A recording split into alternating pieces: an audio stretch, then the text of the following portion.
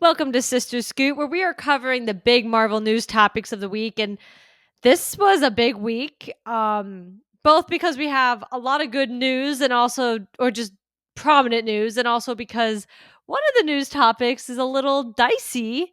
Not what I think almost anybody expected. So let's get into that one first, because I think we are all talking about it all over social media.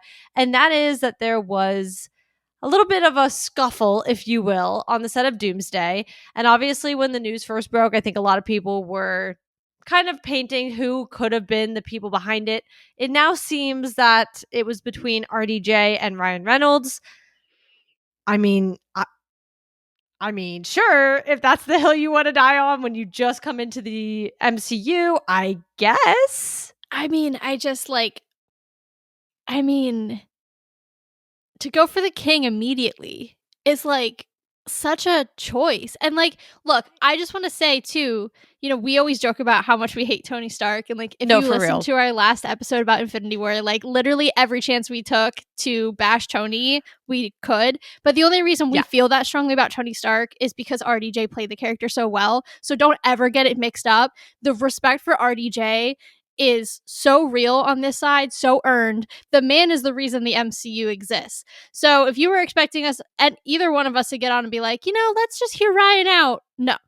There's no room for discussion. I don't care what he said. I don't care what the conversation was.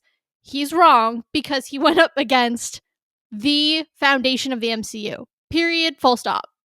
Yeah, I think you're saying what you just said is honestly what I would have said the same thing. Obviously, I share my hatred towards Tony all the time, but that does not translate to RDJ for a second. And I love him. I was thrown off when he got brought back, but regardless, I knew he was going to do Doctor Doom justice. I'm excited to see him come back. I don't care. The entirety of the MCU would not be here if that man wasn't Iron Man in 2008. And so, to Taylor's point, I don't really care what Ryan would have to say. I don't even need to hear both sides. I don't disagree with RDJ, period. Yeah. Also, I'm sorry, but we can all discuss and maybe just avoid discussing at this point. But in other platforms, we can openly discuss Ryan's track record along with his wife's track record. Listen, you had me on camera at one point saying I love Blake Lively. I could say I've educated myself since other incidents have happened. Not the same feelings anymore. So I do have to say, let's be real. Out of all the people who are relatively problematic in Hollywood, they're high on the list, especially as of the last couple years. I think a lot of things have come out about them. So again, here's a guy who's come back from the brink of some really horrible stuff in his life, and he's made a massive career out of his life, and is doing super well. Him and his wife have a cool house that I love to watch that video of all the time. He's doing so well for himself, and he built this empire through his acting. So yeah, I'm on his side. Just regardless, I'm on his side. Yeah, I also think it's so telling. We've had almost 20 years of the MCU, right? 17 years? Math? 08. Yeah. That's 17. Thank you. I was like, wow, cool numbers. Okay. You're getting there. Yeah. 17 years. We have done 17 years, 30, 40 plus movies, somewhere in that ballpark. 10 or 15 different shows probably at this point, if you count animation. Yep. We've never had a problem. Never. At least that it's gotten out to this level. Everybody, for the most part, there is a culture at Marvel that people respect one another. And it is interesting to me that, suddenly we're in this experience with another, we had a beautiful, you could tell when people were on the set for Infinity War and Endgame, they were having a good time. Yeah. There was a level of camaraderie. I remember watching those videos afterward, and it's just a beautiful thing, right? It was a level of we are all here. This is a community. I'm sure that the King, Robert Downey Jr., has something to do with that, right? Like, everybody speaks so highly of him. So for them to now be problems and RDJ's involved, I can't imagine that after 17 years of people wanting to work with him and enjoying their experiences on set with him, that all of a sudden he's the problem. Like, beyond even Ryan's track record, let's look at RDJ's on the complete opposite end of the spectrum. Completely squeaky clean when it comes to the MCU and his behavior on set. Yeah, and I think that's a good point, and like that's a good kind of opposite end to look at. I think when you kind of look at them, they're not on scales like this, like they're like this, and that's just if you look at them like one-on-one. So when you think about this scuffle, if you will, or whatever this ended up being, like I do think it's very clear whose side is most likely to be the one most people are going to be on, regardless of who they are. I think track record alone says a lot about people. Yeah. And you know what? I would be defending him regardless of if he was back as Doctor Doom or not. Again, back to my base point, this man is the reason we are standing here today talking about the MCU still. Yeah. Marvel did not exist like this before he came in as Iron Man. And we know that, and we owe all of this to him. So I don't care. He's right. Whatever the case is, he is right. Yeah. And that's period, full stop, end of sentence. Also, I love how everybody's like, well, Deadpool's masked, so it's really not that hard, Ryan. That was crazy. That was crazy. It's a good point, though. I mean, like, it is. Bad behavior yourself out of a role. You're not special. Any snarky comedian can go play Deadpool. It's also a multiverse.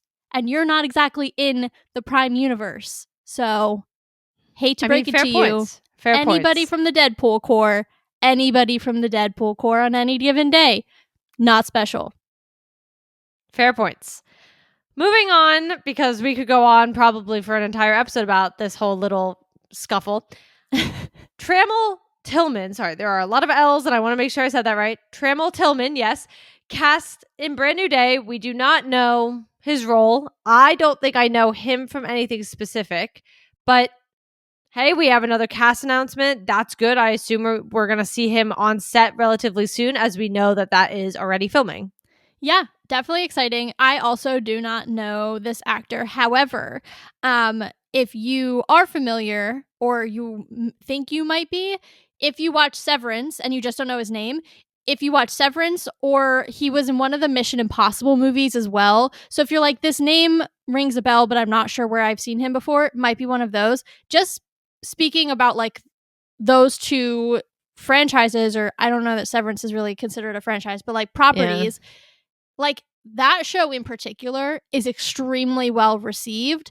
I think I read that he was nominated for, I guess, it would be an Emmy. It's a TV show. For, I guess, an Emmy for his role in that show. Don't quote me on that. But, like, even just being a part of such a highly critically acclaimed show like that speaks a lot to his, qualities as an actor and his ability. So I think it's a really big win for, the Spider-Man film to have him in. I would be really curious to see what character he's playing, and I'm very pumped about that. So yeah, I am excited he's on, and hopefully we'll see some set photos. I don't know. I know a lot of people were like, it's really open so far, the set, but they're definitely going to close it when they get to like the spoilery stuff. So I don't know how much we're going to see of him, but I can manifest. Yeah. And I mean, like, I think we're at a point where I don't think anybody fully knows what to think about this next Spider-Man film just yet. I still think there's so many rumors, and there's been so many confirmations that still don't really paint a clear picture to me either. Yeah. So who he plays and where he fits into this puzzle, we aren't quite sure yet, but we now have another piece, and that's all we can really run with for right now. Yeah, agreed. Speaking of Spidey, we would be remiss if we didn't move to our last topic, which is Venom and Kingpin are rumored to be villains in his next trilogy. Now, give a second for the yes, thank God. Oh my God, it's happening. I know. I mean, look, I think I'm actually really excited for both of them, because I think I'll start with Kingpin. Obviously, we've spent so much time now exploring this character outside of his relationship to Spider-Man. I think, obviously he's been done in live action before a while ago, but it we've never explored the character this deeply previously, and to have that level of context for this specific character, then going into a battle with Spider-Man is going to be like so narratively rich, and I'm so excited about that. I think that's going to be incredible. I'm going to put like a little prediction out there, which is very premature, but I mean, if you think about where we are in the MCU and the characters that have been confirmed for Brand New Day, namely the Punisher, I feel like the Kingpin is the villain for this first film because he's so prominent right now in the MCU. He's causing so many issues for the city of New York. He's directly going head to head with Frank Castle, depending on when we see the or the special presentation releases. The last time we've seen Frank Castle, he was being held in a cage by Kingpin. So, like, how are we getting from point A to point B? Well, there's a connector right there, you know? So that's a big thing for sure from the Kingpin perspective. Yeah, and I mean, I think we've been saying that since Echo, if we're being quite honest. The entire Mayor Kingpin storyline, I mean, we did a whole episode on it. I think we were saying, this is how we see this playing out. And quite frankly, obviously we didn't know exactly where Daredevil Born Again season 1 was going to take us. Like, you don't know. We're not that good, but we did hit some points though. We did hit some points, but we were saying, like after that, I see him gearing up to be a Spider-Man villain. I mean, we're in the city, and now I think with after the events of that, and you kind of said it from the Punisher perspective, but even obviously we didn't know that at the time. Taking him out of that, even where New York is now, it is set up perfectly, and you cannot ignore it. I mean, don't get me wrong, we will have a Daredevil season 2 before we are going to see Brand New Day. So let's remember that timing. True. But it's still so prominent, you can't tell me that you're completely going to ignore it. I mean, Kingpin literally he doesn't call Spider-Man out by name, but he mentions him in one of his news reports or whatever he's doing. And so we have the connector. We know they're in that city. Like, obviously we know that, but like they've said it. They've made it obvious to us on the screen. So I do think like that's not a far step. As far as Venom, I mean, he deserves that. Like, at the end of the day, to not give Tom his ability to do the Venom storyline would have just been so greatly missed by fans and by Marvel itself. Like, I think that just is crazy. But also just from like a selfish personal perspective, from the little kid who like used to watch the cartoon before school every day. Terrified of Venom and Carnage. Yes. Yeah. But I'm just, even with Kingpin, like I genuinely like it does fill a hole in my heart knowing that is coming for this franchise, because I really do miss it, and I hope they do it well. Yeah, I think, and I know we got to wrap up, but I'll say 2 quick things. I think the first thing that I want to say is just knowing kind of where we've been with the Venom franchise, which was the strongest of Sony's Spider-Man universe. Not perfect, but definitely the strongest of all of their offerings. I think what I am excited about from a Venom perspective is that we don't necessarily need to continue that, but it set up the opportunity for the symbiote perfectly. We can pay off finally that particular end credit scene, not let it dangle, and it can like really nicely tie into the Sony Cinematic Universe or Spider Universe, whatever they called it. I don't know, it's defunct now, so it doesn't really matter, but it can tie into it, be like, I acknowledge that you were a thing without having to go any further, and yet continue on with a very iconic storyline. I think this is also the right time for Tom to have that storyline, given everything that happened in No Way Home. We saw him flirt with the darkness. He tried to kill Norman Osborn, and it was Toby's Peter, Spider-Man, whatever, that had to stop him and like bring him back from embracing that anger and that darkness. And that's what Venom and the dark suit brings out in Spider-Man. So we've seen that he's capable of those dark emotions, and I'm really excited to see Tom, because I think he was fantastic in No Way Home. I'm excited to see him play that aspect of Peter Parker even more now that he's kind of in this very lonely space.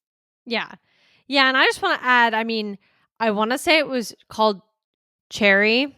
I could be wrong, but it was a movie he also was in with Sebastian Stan, which is why I watched it, because y'all know I have to watch everything Sebastian Stan is in. And I think that was the one, but he played a very different character than you're used to seeing as the Peter Parker. And I will say, knowing his range, because I've seen it, I'm very excited to see him do a Venom storyline. Because not that I don't know Tom has range, he does. Because to your point, you've seen it in No Way Home, but in a very different way. You could see it in that movie, and I really am excited to see that dark aspect, like you said. But that has been this week's Sister Scoop. Make sure you guys are coming back next week as we cover 3 more Marvel news topics. And of course, make sure you guys are listening to our podcast with our weekly episodes as well. We'll see you guys next week. Bye.